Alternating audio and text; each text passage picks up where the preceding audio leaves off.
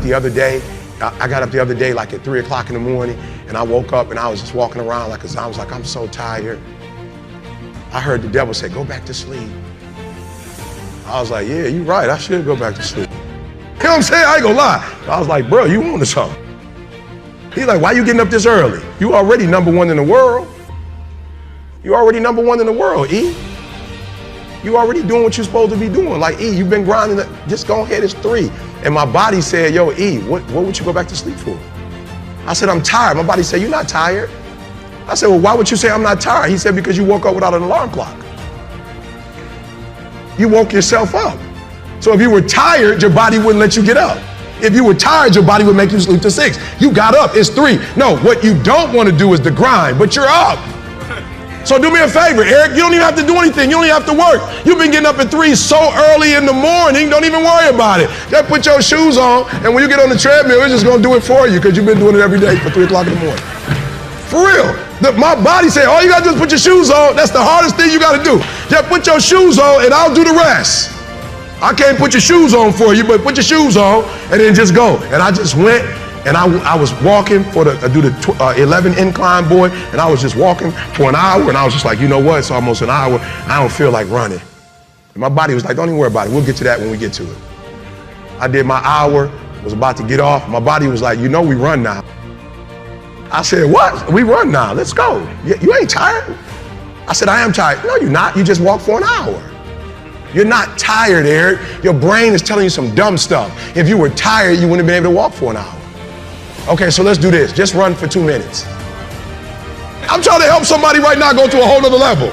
The Bible says the reason why you go back to sleep is because you've always gone back to sleep. It's like a default. You go back to sleep because all you gotta do is stop going to sleep and then you're gonna stop going to sleep. All you gotta do is stop fussing and cussing and you're gonna stop fussing and cussing. When that alarm clock goes off, there's at least 50% of the time where you just, that soft little pillow is just caressing your head and you want to stay there. And it takes discipline to go, nope, I'm going to get up out of this bed and I'm going to do what I'm supposed to do. And that discipline that you have at that moment, you win that fight.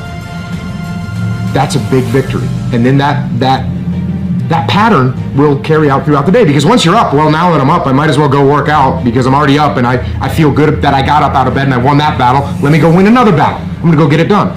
And then when you show up at the office and there's someone that's got a big box of donuts that they're giving away for free, by the way, so they're just sitting there. It's almost like an insult not to take them. But when you've already gotten up early, you had the discipline there, you already worked out, you had the discipline there, and now you see the box of donuts, you're like, no, I'm not going to eat the donuts. No donuts. You're not going to do it.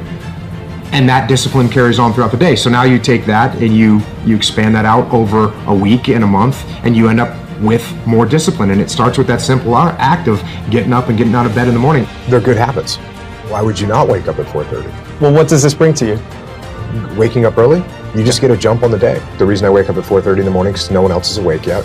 So that gives me the opportunity to do things that I need to get done kind of selfishly for myself. And the big one in that category is working out. And it doesn't feel good at 4:30 when you get up, but by the time 7 o'clock rolls around and you've already worked out and you've already gotten some work done and you've got some time to say goodbye to your kids before they go to school, it's infinitely better than sleeping in until 6:45 and you get out of bed and now you missed your kids going to school or whatever. You're not prepared for the day. It's awful.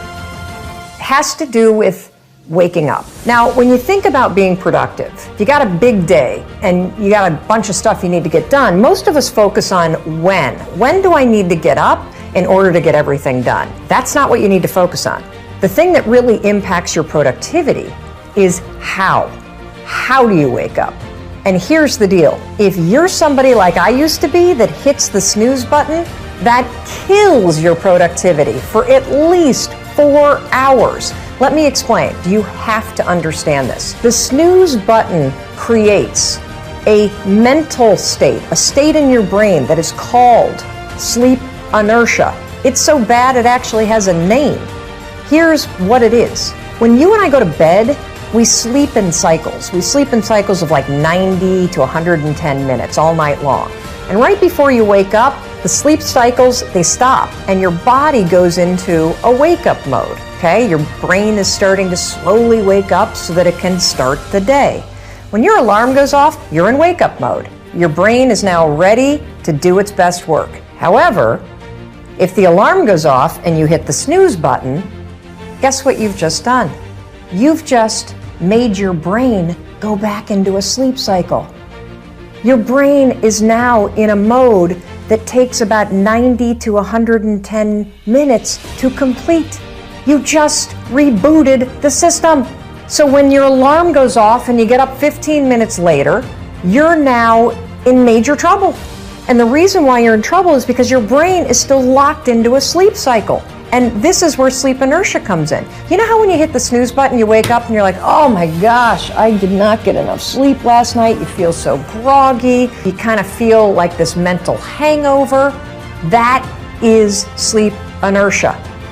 Here's the deal. Your brain, the cortic region of your brain, which is responsible for decision making, attention, alertness, self-control, that sucker is still in a sleep cycle. And now that you're awake, it's going to take the cortical region almost 4 hours to actually snap out of that sleep cycle. That's why you feel groggy. It's because the part of your brain that's responsible for critical thinking and being alert, it's actually still asleep. If you don't already do this, you've got to train yourself to be the kind of person that doesn't use the snooze alarm. Because when you hit the snooze alarm, you're not only putting your brain in a state of sleep inertia, you are directly impacting your productivity, your alertness, and your brain processing for the first 4 hours that you're awake. That's making life harder. I'm all about making life easier. So tomorrow, when the alarm goes off, I don't care how tired you are, I don't care how much you don't want to get out of bed, I want you to remember this. I want you to remember that you've got to wake up and give your brain its best shot to do its best work. And the way you're going to do it is 5, 4, 3, 2, 1, turn off that alarm and get up. Seize the day and go be productive.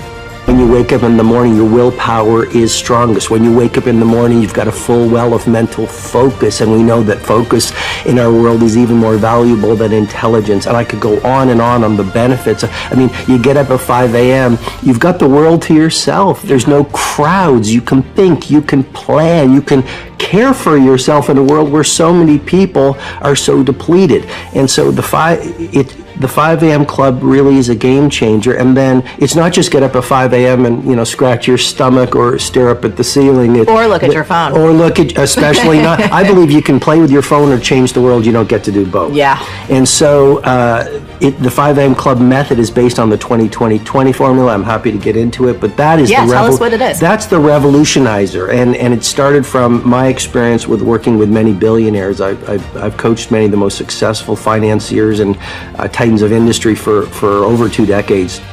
And one of the things I would run them through is the way you begin your day sets up the way you live your day. And so the 20-20-20 formula that the book is based upon is pretty simple. I go into great detail in the book, but essentially it's from 5 to 5:20. The first pocket is move. And I'm a fanatic about neuroscience, and why do you get up and move? Because you're going to release serotonin, which is going to make you feel better. You're going to release dopamine, which is the pleasure and inspirational neurotransmitter. You're going to release norepinephrine, which will boost your focus. You'll promote neurogenesis. Marie, you can actually grow new brain cells. Oh, you'll hell yeah, increase your metabolic rate. So the way you feel when you first wake up is not the way you're going to feel at 5:20.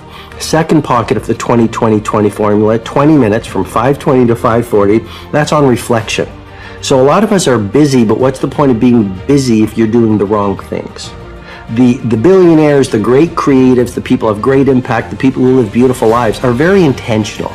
They're very deliberate, they're very conscious. So for 20 minutes, you write in a journal, you can visualize, you can pray, you can meditate, you can simply contemplate how you're going to live your day, what you want to stand for during the day, for example. And then the final pocket of the 20-20-20 formula is all about grow. And that's where you just read from a biography or a business book or a philosophy book or a... Or watch a Marie TV. Well, especially watching Marie TV. That's, of course, that's the game changer, isn't it? And so that's 20 minutes of growing because I think we're most alive when we are growing. Yes. And I believe the leader who learns the most wins.